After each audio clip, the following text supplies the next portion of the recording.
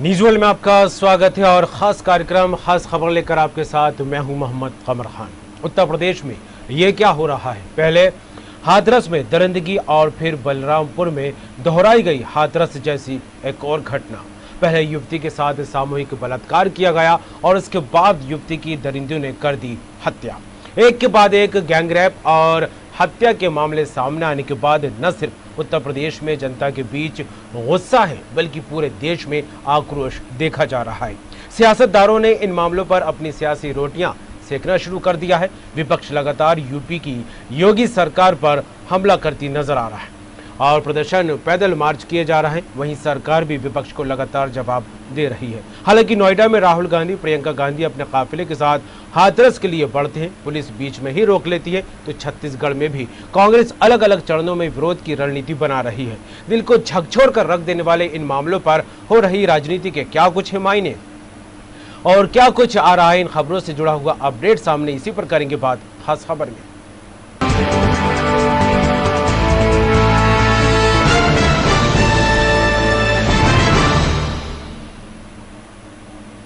उत्तर प्रदेश के हाथरस में दलित लड़की के साथ हुई हैवानियत की घटना के बाद सियासत गरमाने लगी है। इस बीच उत्तर प्रदेश प्रभारी और कांग्रेस महासचिव प्रियंका गांधी वाड्रा और राहुल गांधी पीड़ित परिवार से मिलने हाथरस के लिए रवाना हुए, लेकिन ग्रेटर नोएडा के 0 पॉइंट पर इन्हें रोक लिया गया। इस दौरान उनके साथ बड़ी तादाद में कांग्रेस कार्यकर्ता मौजूद रहे, जिनके साथ पुलिस की झूमा झटकी भी हुई। इधर राहुल और प्रियंका को रोककर गिरफ्तार कर लिया गया है। खबर यह भी है कि राहुल और प्रियंका के साथ भी झूमा झटकी की गई है। आपको बता दें, गैंगरेप और बर्बरता का शिकार हुई 20 साल की पीड़िता की मंगलवार को इलाज के दौरान मौत हो गई। इसके बाद यूपी पुलिस ने मंगलवार देर रात के अंधेरे में परिवार की मौजूदगी के बिना ही पीड़िता का अंतिम संस्कार किए जाने पर पूरे देश में आक्रोश फैला हुआ है। इस घटना के बाद से राहुल और प्रियंका गांधी लगातार यूपी के मुख्यमंत्री योगी आदित्यनाथ पर हमले करते दिखाई दे रहे हैं। कुल जमा देखा जाए तो हाथरस मामले में सरकार कटघरे में है, क्योंकि सिर्फ कांग्रेस ही नहीं बल्कि समाजवादी पार्टी और बसपा ने भी सरकार पर तीखे हमले किया। इधर यूपी के मंत्री सिद्धार्थनाथ सिंह ने सरकार का पक्ष मीडिया के सामने रखा।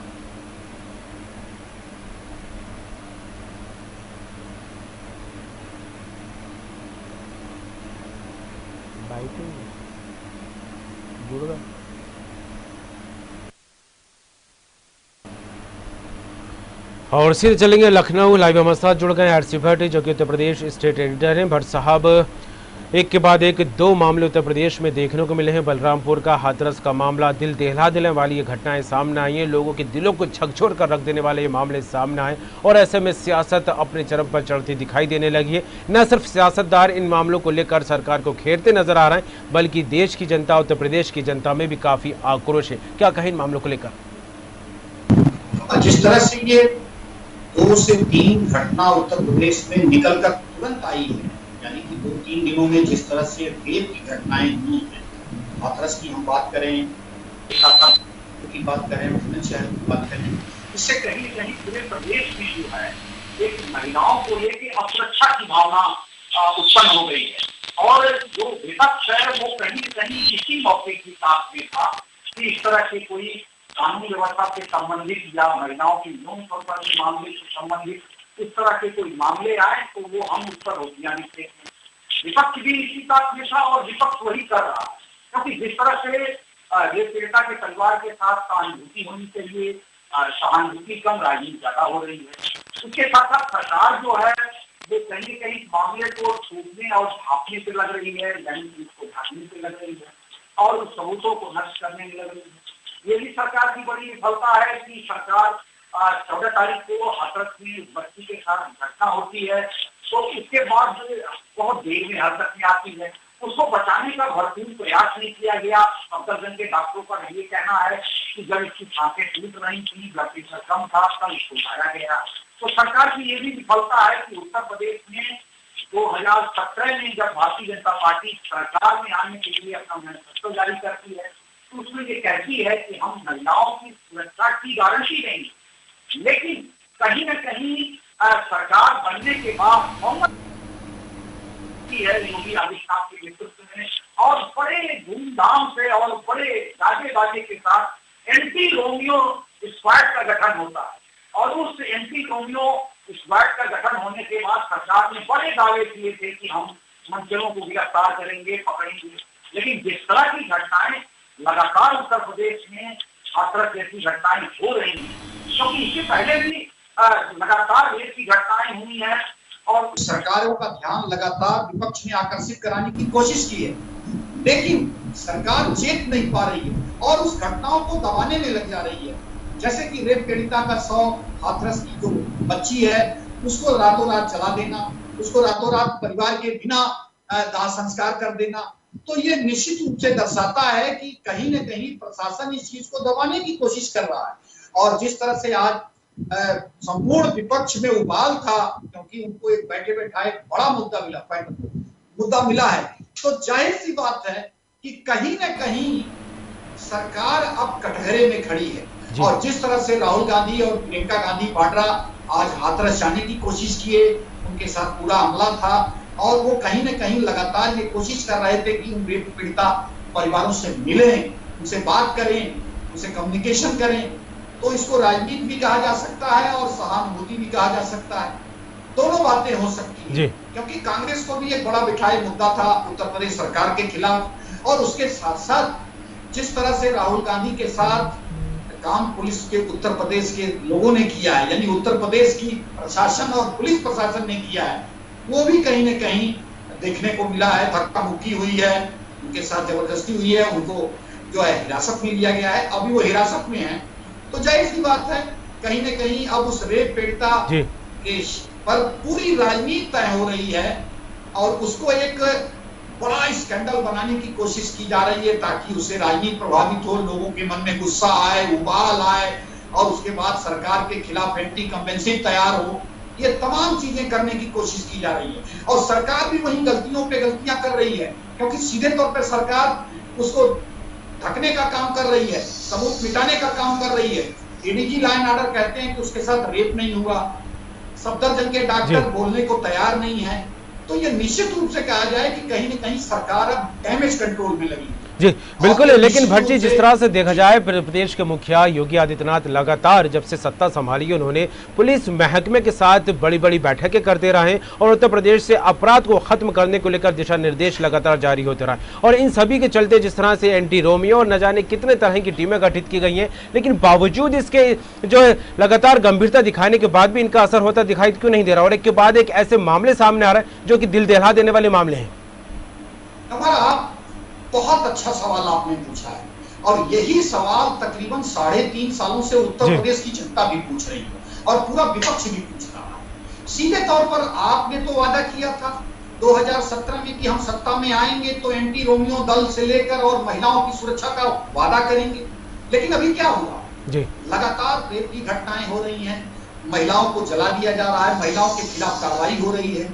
आप ये खुद नहीं कहते कि हम किस तरह से उनको सुरक्षा की गारंटी दें। लगातार मैंने पहले भी ये बात अपने चैनल के माध्यम से ये बताने की कोशिश की थी कि यह एक सामाजिक बुराई है, यह एक ऐसी बुराई है जो हमको अपने पाठ्यक्रम में लेना पड़ेगा।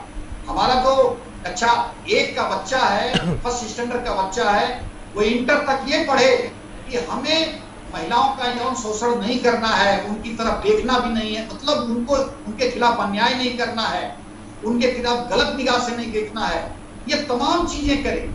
इसको पहले भी मैंने कहा कि एक सामाजिक बुराई है, इसको निश्चित रूप से मन से हटाना होगा लोगों, और उसके साथ साथ ग्राम स्तर पर, कस्बे स्तर पर, जनपद स्तर पर एक ऐसी टीम पुलिस की बनानी पड़ेगी जो स्मैकिए हैं, जो कहीं न कहीं जो मंचले हैं, जो गांव में महिलाओं को तंग करते हैं, छेड़ते हैं, उत्तेजना फैलाते हैं, तो उनको चिन्हित करना पड़ेगा। लेकिन ये सरकार ने कहीं काम नहीं किया।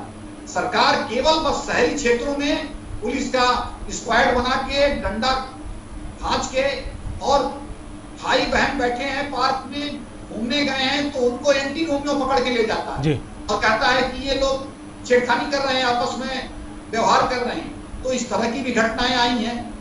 तो कहने का सीधे तौर पर बिल्कुल भट्ट जी, बिल्कुल भट्ट जी, जिस तरह से देखा जाए उस युवती के साथ 15 दिन बिस्तर पे तड़पती है, हैवानियत होती है और जिस तरह से उसकी ज़बान काट दी जाती है और कई तरह से उसको प्रताड़ित किया जाता है। 15 दिन बिस्तर पे तड़पती रही और ज़िंदगी मौत के बीच झूलती रही और इस बीच उसने दम तोड़ दिया। और उसके बाद जिस तरह से तफ्तीश जो भी हुई है पुलिस महकमे के हिसाब से, प्रशासनिक स्तर पर या शासन के स्तर पर, आज जिस तरह से एक बयान आया है आला अधिकारी का पुलिस महकमे से जुड़े कि उस युवती के साथ बलात्कार हुआ ही नहीं है, तो क्या जाँच का दायरा किस हिसाब से आगे बढ़ता दिखाई दे रहा है? हालांकि ये मामला शांति में नहीं हुआ कि बलरामपुर में एक लड़की के साथ सामूहिक बलात्कार हो जाता है, उसकी कमर तोड़ दी जाती है, उसके पैर तोड़ दी जाती है।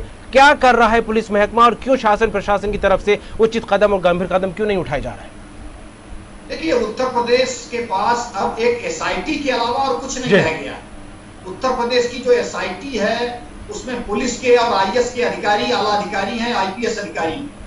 उत्तर प्रदेश के जो गृह सचिव हैं भगवान स्वरूप, जो आईपीएस कैडर के अधिकारी हैं, खासतौर पर गृह सचिव हैं, और उनको एसआईटी का अध्यक्ष बनाया गया है। खासतौर पर उसको पीड़िता है, रेप पीड़िता बच्ची है जिसकी मृत्यु हो गई है, उसकी जांच करने के।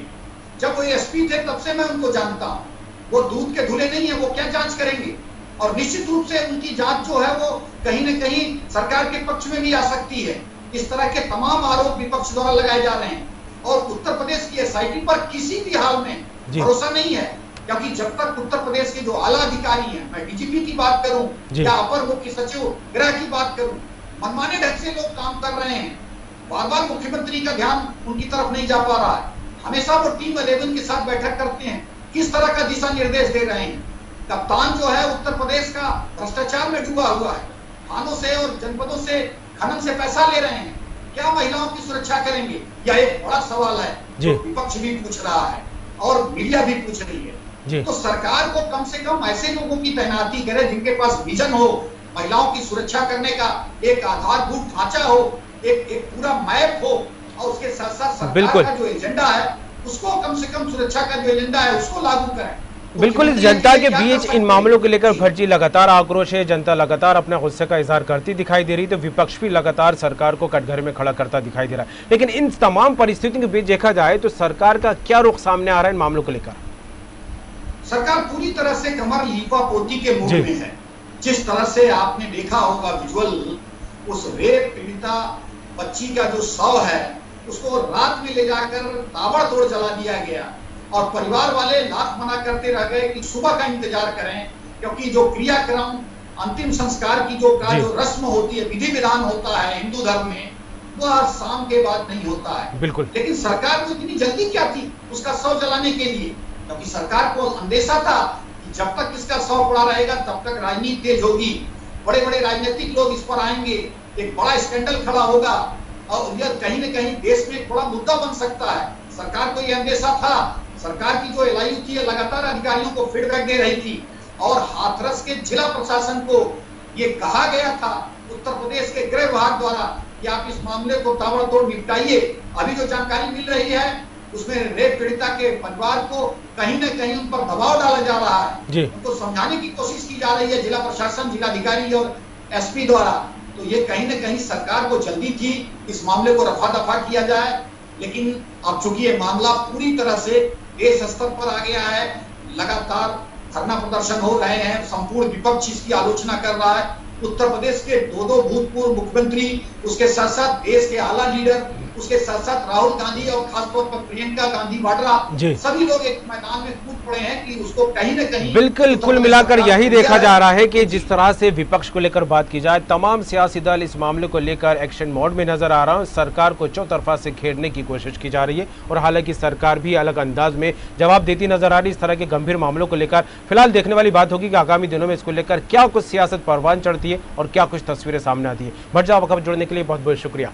तो उत्तर प्रदेश में जिस तरह से हाथरस गैंगरेप मामले की जो एक बड़ी घिनौनी दर्दनाक जो वारदात सामने आई, उसके बाद एक और बलरामपुर में ऐसा ही कुछ हादसा दोहराया गया है। हैवानियत के भूखे भेड़ियों ने एक युवती के साथ दुष्कर्म किया वो भी सामूहिक रूप से और उसके पैर और कमर तोड़ दिए। एक इस तरह से मामला दोहराता हुआ उत्तर प्रदेश में दिखाई दिया है। अब देखने वाली बात होगी कि इन मामलों को लेकर शासन स्तर पर और पुलिस, खासकर के पुलिस महकमे की तरफ से क्या कुछ कदम उठाए जाते हैं। हाथरस मामले को लेकर जांच की जा रही है। और अभी हाल ही में आज जो एडीजी लॉ एंड ऑर्डर है प्रशांत कुमार, उनका एक बड़ा बयान सामने आया है कि जो पीड़िता थी उस युवती के साथ दुष्कर्म हुआ ही नहीं है।